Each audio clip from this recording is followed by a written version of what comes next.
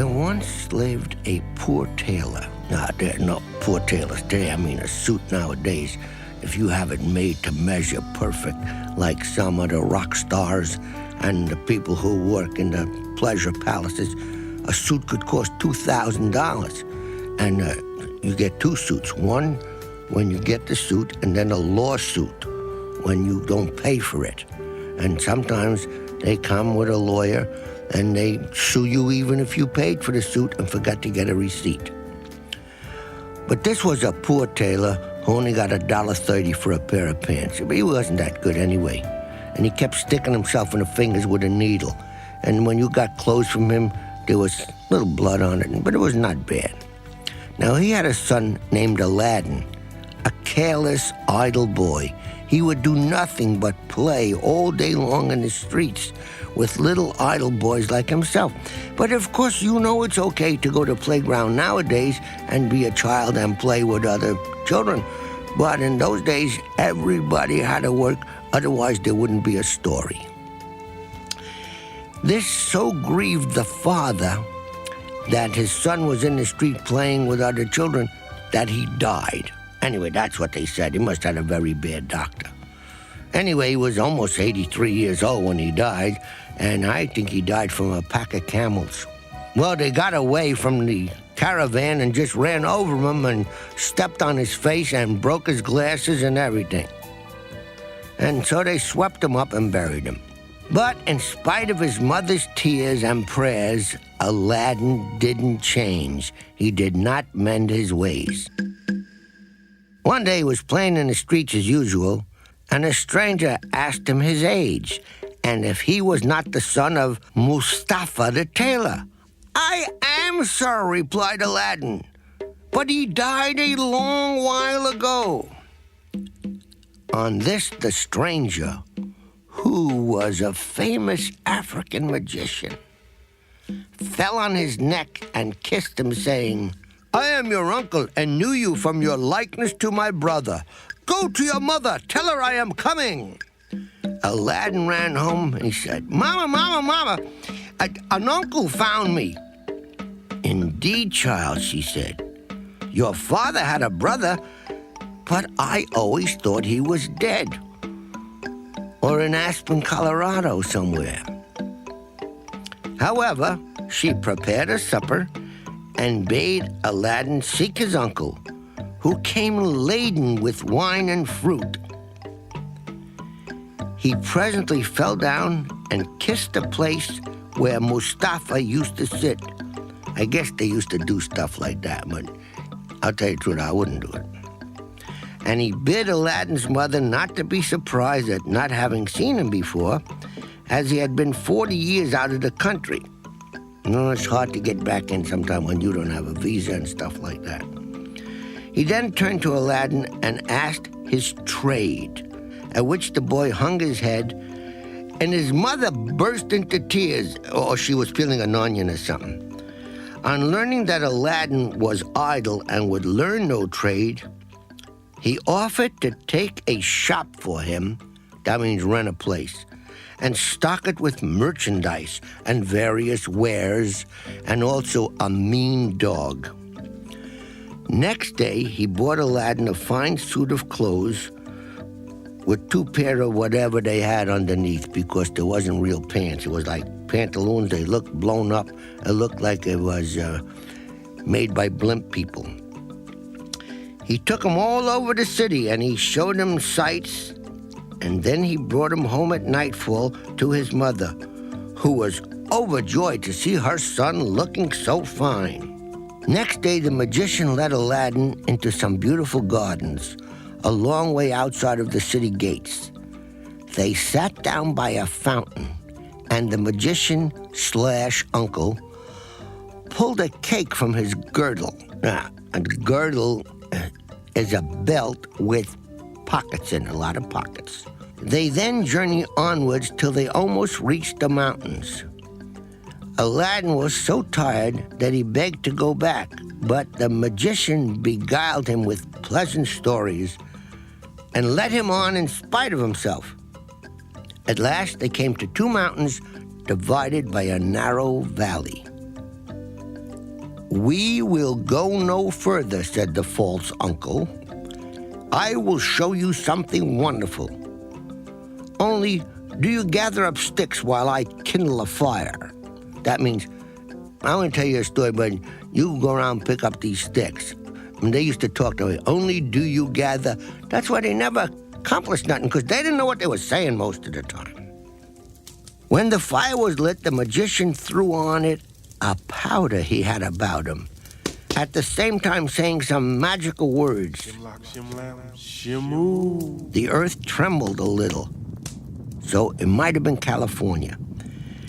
And it opened in front of them, disclosing a square, flat stone with a brass ring in the middle to raise it by. Aladdin tried to run away, but the magician caught him. He gave him a blow and knocked him down. What kind of uncle is that? And whack a kid. And he hit him right in the forehead and left knuckle marks. "What have I done, uncle?" he asked piteously. Whereupon the magician said more kindly, "Fear nothing, but obey me." You got to watch out for people that whack you one minute and then speak sweetly the next, because they're looking to sell you somewhere. "Beneath this stone lies a treasure, which is to be yours, and no one else may touch it, so you must do exactly as I tell you." At the word treasure, Aladdin forgot his fears, and he grasped the ring as he was told, saying the names of his father and his grandfather. Mustafa. Now, we heard earlier his father was Mustafa, but it don't tell you what his grandfather's name was. But I think it was a guy named Al from Cleveland. The stone came up quite easily, and some steps appeared. "Go down," said the magician. "At the foot of those steps, you will find an open door leading into 3 large halls. Tuck up your gown and go through them without touching anything, or you will die instantly. Walk on till you come to a niche in the terrace where stands a lighted lamp." A niche is like an indentation, like when you go to church and you see a carved-out spot in the wall with a statue in it. That's a niche. "Pour out the oil it contains and bring it to me." Then he drew a ring from his finger, and he gave it to Aladdin and said unto him, "Prosper." Now, you see, this guy had a weird way of working, but he was a con man, let's face it. Aladdin found everything the magician had said. He gathered some fruit off the trees, and having got the lamp, arrived at the mouth of the cave. The magician cried out in a great hurry, make haste, give me the lamp, give me the..." Aladdin was a little leery, and he refused to do it until he was out of the cave. The magician flew into a terrible passion, and throwing some more powder on the fire, he said something, and the stone rolled back into its place.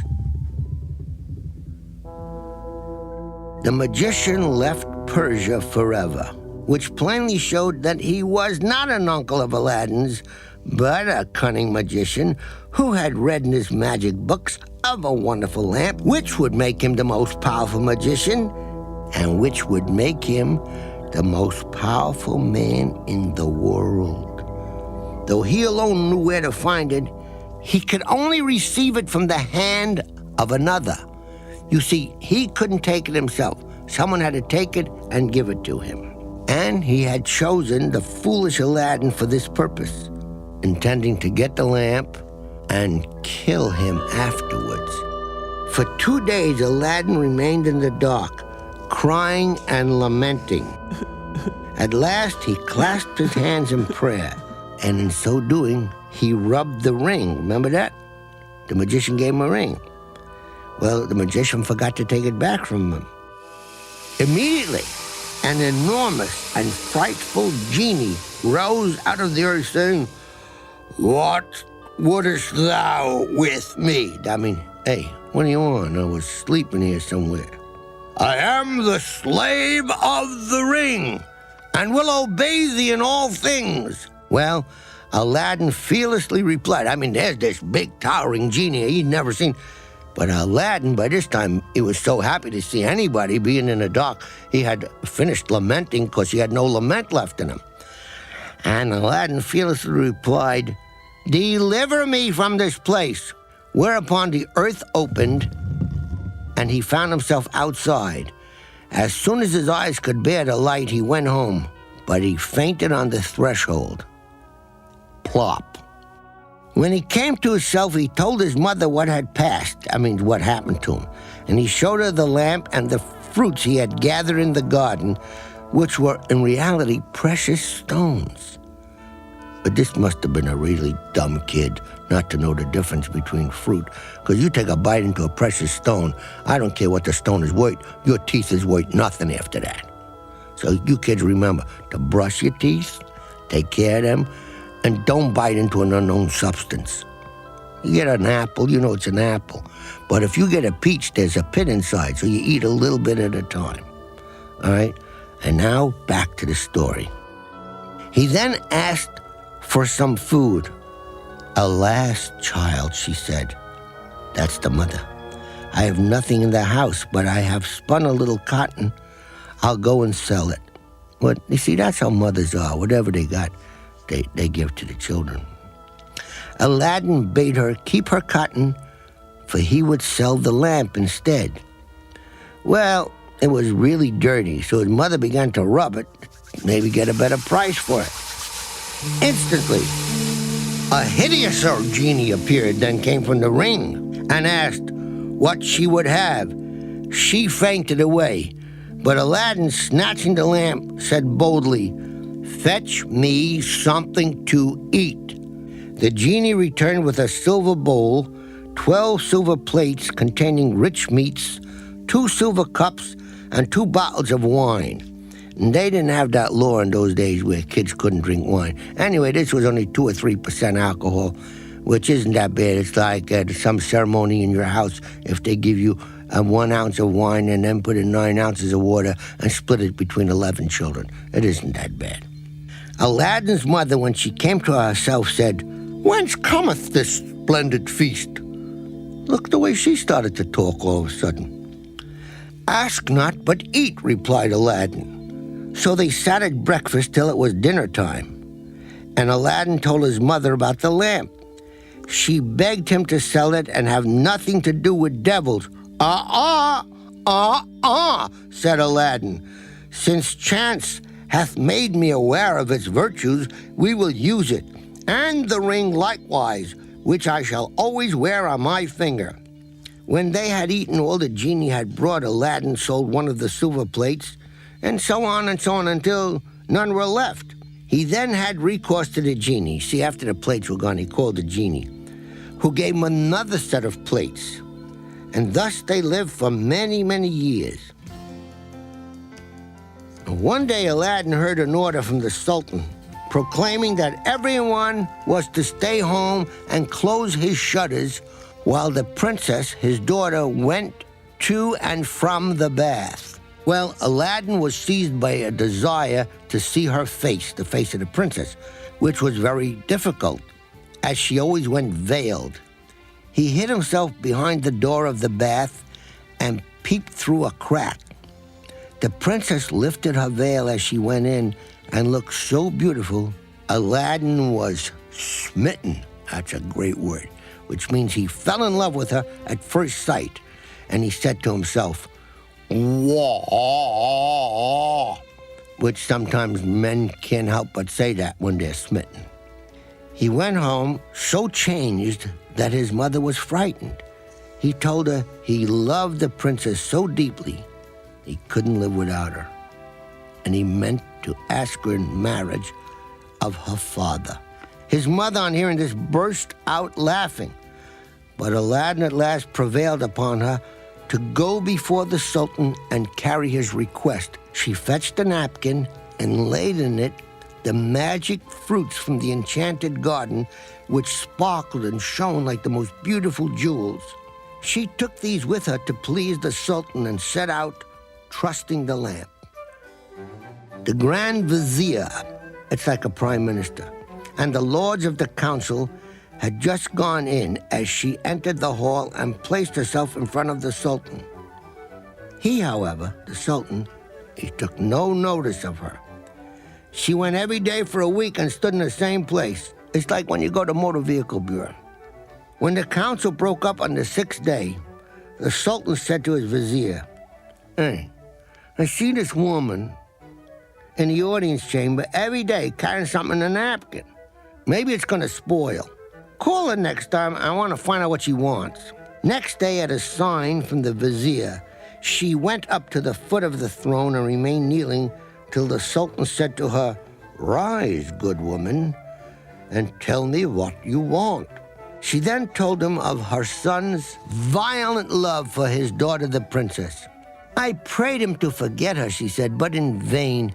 He threatened to do some desperate deed if I refused to go and ask your majesty for the hand of the princess. Now I pray you to forgive not me alone, but my son Aladdin." The Sultan asked her kindly what she had in the napkin, whereupon she unfolded the jewels and presented them. He was thunderstruck, and turning to Vizier said, "What sayest thou? Ought I not to bestow the princess on one who values her at such a price?" The Vizier, who wanted her for his own son, begged the Sultan to withhold the princess for 3 months, in the course of which he hoped his son would contrive to make even a richer present. The Sultan granted this and told Aladdin's mother that though he consented to the marriage, she must not appear before him again for 3 months. Aladdin, he was crazy. He wanted to go to dances with the princess. He wanted to show her off. He was feeling very, very enamored, and that means he could walk. He waited for 3 months, and after 2 had elapsed, his mother went down into the city to buy oil. And she found everyone rejoicing and asked, "What's going on?" "Don't you know," was the answer. Don't you know anything? The son of the Grand Vizier is going to marry the Sultan's daughter tonight. It was in the papers. Breathless, she ran and told Aladdin, who was overwhelmed at first, but presently bethought him of the lamp. That means you say, "Hey, I'll take that lamp and do something with it." He rubbed it, and the genie appeared, saying, "What is thy will?" Aladdin replied, "The Sultan, as thou knowest, has broken his promise to me, and the vizier's son is to have the princess. My command is that tonight you bring hither the bride and the bridegroom." "Master, I obey," said the genie. Aladdin then went to his chamber, where sure enough at midnight the genie transported the bed containing the vizier's son and the princess. "Take this new married man," commanded Aladdin, "put him outside in the cold, and return at daybreak." Whereupon the genie took the vizier's son out of bed, leaving Aladdin alone with the princess. "Fear nothing," Aladdin said to her, "but if anybody ever says that to you, get out of there. You are my wife, promised to me by your unjust father, and no harm shall come to you." The princess was too frightened to speak and passed the most miserable night of her life, while Aladdin lay down beside her and slept soundly. At the appointed hour, the genie fetched in the shivering bridegroom, laid him in his place, and then transported the whole kit and caboodle. The bride, the bridegroom, the bedclothes, the linen, and it all went back into place in the palace, nobody knowing that it hadn't been there a whole night. Well, soon the Sultan came to wish his daughter good morning. The unhappy vizier's son jumped and hid himself, while the princess would not say a word and was very sorrowful. The Sultan sent her mother to her and said, "No, this is stuff you got to handle. I can't handle stuff like this. It has something to do with wedding nights and all." So the mother said, "How come it, child, that you will not speak to your father? What has happened?" The princess sighed deeply like this, and at last told her mother how during the night the bed had been carried into some strange house, and what had passed there, or what took place. Her mother did not believe her in the least, but bade her rise and consider it an idle dream. Well, the following night, exactly the same thing happened. And the next morning, on the princess refusing to speak, the Sultan threatened to cut off her head. This is his own kid. I mean, these are very strange stories. She then confessed all, bidding him ask the vizier's son to corroborate, to see if it's not true. The Sultan told the vizier to ask his son, who owned up the truth, adding that, dearly as he loved the princess, he'd rather die than go through such a fearful night, and wished to be separated from her. His wish was granted. There was an end of feasting and rejoicing, because they used to do it for a lot of days. There was no television, no radio, nothing. So they just feasted for many days when something happened. When the 3 months were over, Aladdin sent his mother to remind the Sultan of his promise. She stood in the same place as before, and the Sultan, who had forgotten Aladdin, at once remembered him and sent for her. On seeing her poverty, the Sultan felt less inclined than ever to keep his word to her, and he asked his vizier's advice, who counseled him to set so high a value on the princess that no man living could match it. The Sultan then turned to Aladdin's mother, saying, "Good woman, a sultan must remember his promises, and I will remember mine. But your son must send me 40 basins of gold, carried by 40 attendants, splendidly dressed. Tell him that I await his answer." The mother of Aladdin bowed low and went home, thinking, uh-oh, this is it. She gave Aladdin the message, adding, "He may wait long enough for your answer." "Not as long as you think, Ma," her son replied. "I would do a great deal more than that for the princess." He summoned the genie, and in a few moments, the attendants arrived and filled up the small house and garden. Aladdin made them set out to the palace 2 by 2, followed by his mother.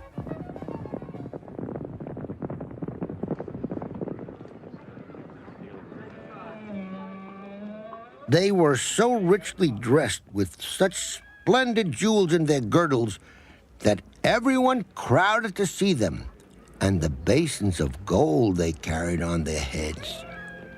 They entered the palace and, after kneeling before the Sultan, stood in a half-circle around the throne with their arms crossed, while Aladdin's mother presented them to the Sultan.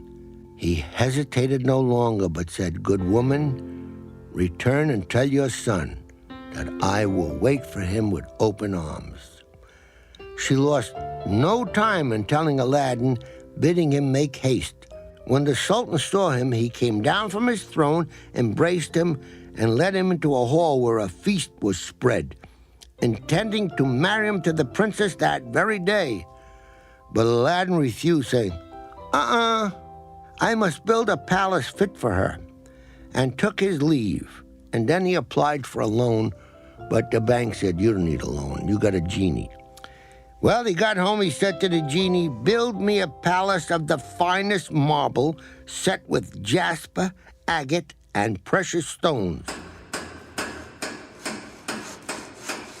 The palace was finished by next day, and the genie carried him there and showed him all his orders faithfully carried out, even to the laying of a velvet carpet from Aladdin's palace to the Sultan's. And Aladdin hadn't even thought of that. But the genie'd been in the genie business a lot longer than Aladdin had been in the kid business. Aladdin's mother then dressed herself very carefully and walked to the palace with her attendants, while he followed her on horseback.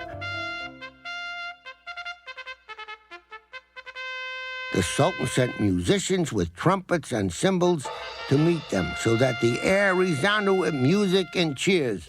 She was taken to the princess, who saluted her and treated her with great honor. At night, the princess said goodbye to her father and set out on the carpet for Aladdin's palace, with his mother at her side and followed by 100 attendants. She was charmed by the sight of Aladdin, who ran to receive her. "Princess," he said, "blame your beauty for my boldness." Now, that's a good line to remember. She told him that having seen him, she willingly obeyed her father in this matter. After the wedding had taken place, Aladdin led her into the hall where a feast was spread, and she supped with him. Afterwards, they danced till midnight. Aladdin had won the hearts of the people by his gentle bearing. In other words, he didn't get a swell head. He was made captain of the Sultan's armies and won several battles for him, but remained modest and courteous as before, and lived thus in peace and contentment for several years. But far away in Africa, the magician remembered Aladdin, and by his magic arts discovered that Aladdin, instead of perishing miserably in the cave, had escaped and married a princess with whom he was living in great honor and wealth. He knew that the poor tailor's son could only have accomplished this by means of the lamp, and he traveled night and day until he reached the capital of China, bent on Aladdin's ruin. As he passed through the town, he heard people talking everywhere about a marvelous palace. "Forgive my ignorance," he asked. "Where is this palace you speak of?" He always used to change his voice. "Have you not heard of Prince Aladdin's palace?" was the reply. "The greatest wonder of the world. I will direct you if you have a mind to see it." The magician thanked him who spoke, and having seen the palace, knew that it had been raised by the genie of the lamp. He became half mad with rage. He determined to get hold of the lamp and again plunge Aladdin into the deepest poverty. Well, Aladdin had gone hunting for 8 days, which gave the magician time. He bought a dozen copper lamps, put them in a basket, and went to the palace crying, "New lamps for old, new lamps for old." Everybody loves a bargain. The princess was sitting in a hall of 24 windows and went to find an attendant to find out what the noise was about. He came back laughing. That's how attendants laugh. So that the princess scolded him. "Madam," replied the attendant, "who can help laughing to see an old fool offering to exchange fine new lamps for old ones?" Another attendant, hearing this, said, "Oh, there's an old one on the cornice over there, which you can trade him." Now, this was the magic lamp, which Aladdin had left there, as he couldn't take it out hunting with him. The princess didn't know the value of the old lamp, and she told the attendant to take it and make a choice amongst the lamps that were being given away in exchange. This was done amid the jeering of the crowd, who thought that the guy was on wacko time. Little the magician cared, but left off carrying his lamps and went out of the city gates to a lonely place, where he remained until nightfall. And he pulled out the lamp and rubbed it.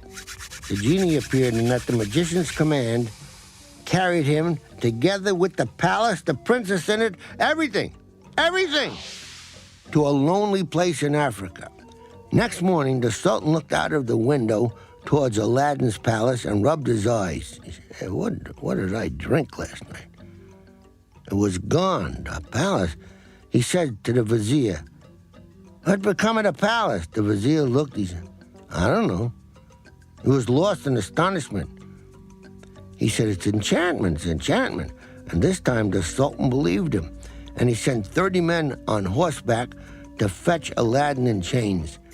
They met him riding home, bound him, and forced him to go with them on foot. People, however, the people of that countryside who loved him, followed, armed to see that he came to no harm. He was carried before the Sultan, who ordered the executioner to cut off his head. The executioner made Aladdin kneel down, bandaged his eyes, and raised a scimitar to strike. There ain't too many scimitars around anymore. It's a big, heavy sword.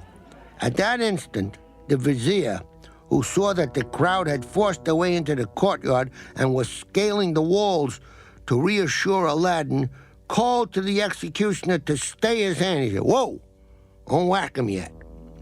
The people indeed looked so threatening that the Sultan gave way and ordered Aladdin to be unbound and pardoned him in the sight of the crowd.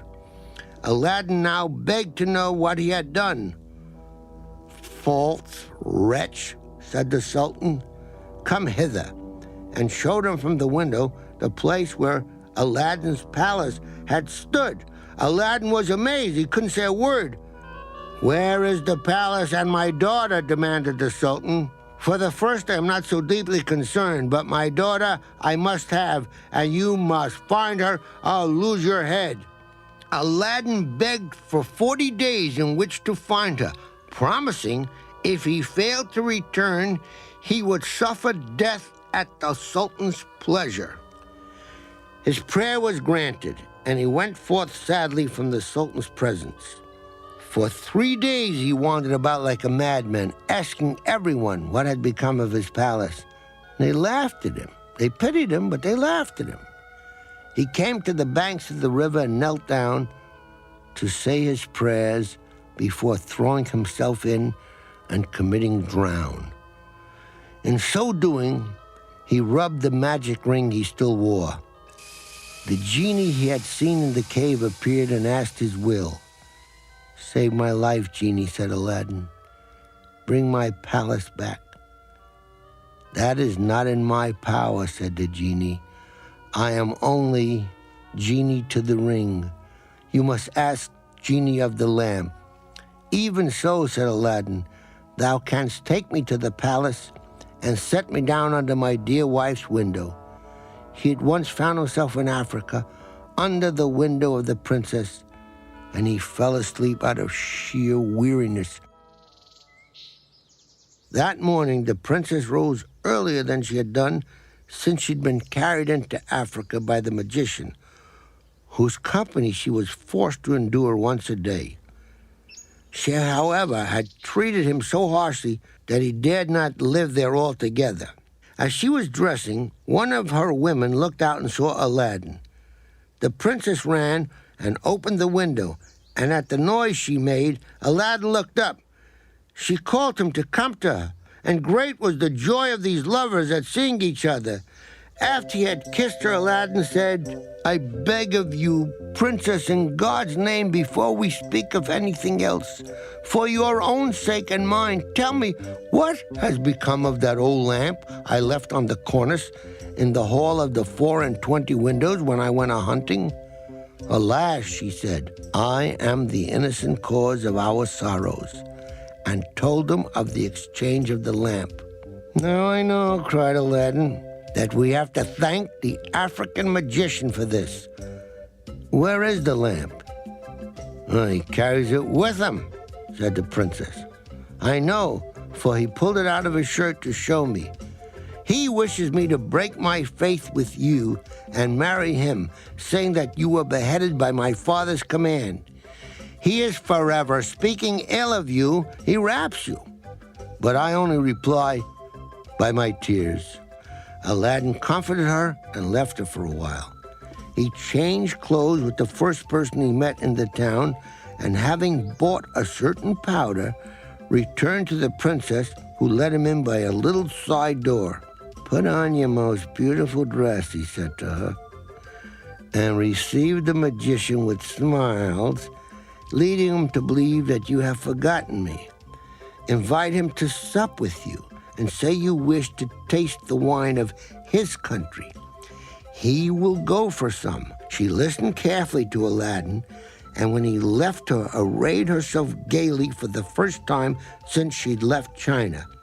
She put on a girdle and headdress of diamonds, and seeing in a glass that she was more beautiful than ever, received the magician, saying to his great amazement, "I made up my mind. Aladdin is dead, and all my tears won't bring him back to me, so I'm resolved to mourn no more, and therefore invited you to sup with me. But I'm tired of the wines of China and would fain taste those of Africa." The magician flew to his cellar and the princess put the powder Aladdin had given her in her cup. When he returned, she asked him to drink her health in the wine of Africa, handing him her cup in exchange for his. As a sign, she was reconciled to him.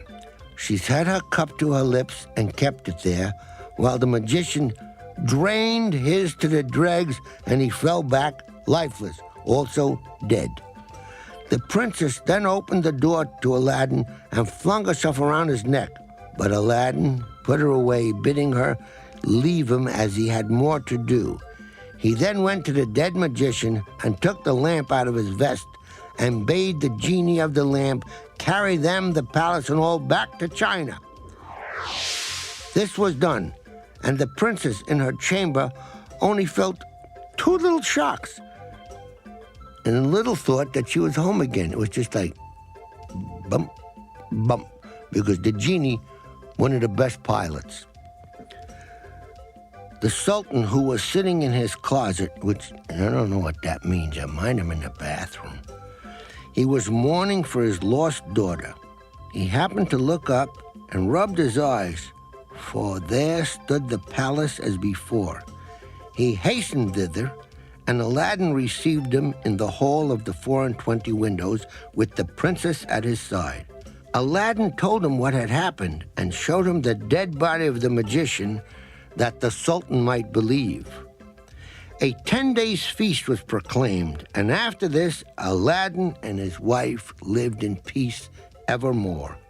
He succeeded the Sultan when he died and reigned for many, many years, leaving behind him a long line of kings who were always good to the people and kind and didn't interfere with Social Security.